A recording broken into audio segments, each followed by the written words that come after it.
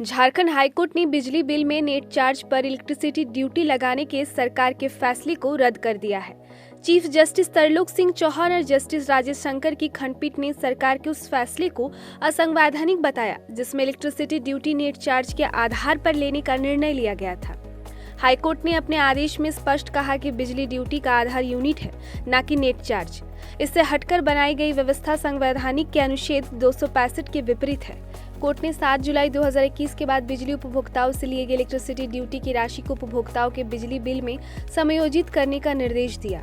Court ने कहा कि बिहार विद्युत शुल्क अधिनियम 1948 की चार्जिंग सेक्शन के विपरीत जाकर झारखंड में नई गणना पद्धति लागू की गई, जो कानूनन स्वीकार्य नहीं है। इसी के साथ हाईकोर्ट ने कैप्टिव पावर प्लांट और अन्य की ओर से दाखिल याचिकाओं को निष्पादित कर दिया।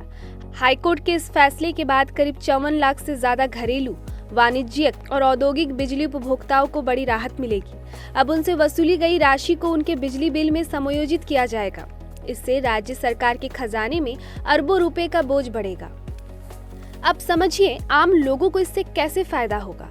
मान लीजिए रमेश कुमार के घर में नवंबर माह में कुल बिजली की खपत 270 यूनिट हुई।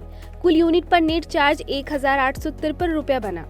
इस पर 6% की दर से इलेक्ट्रिसिटी ड्यूटी लगाई गई, जो 111 रुपया है। अगर पुरानी व्यवस्था के तहत ड्यूटी ली जाती तो प्रति यूनिट 5 पैसे थी।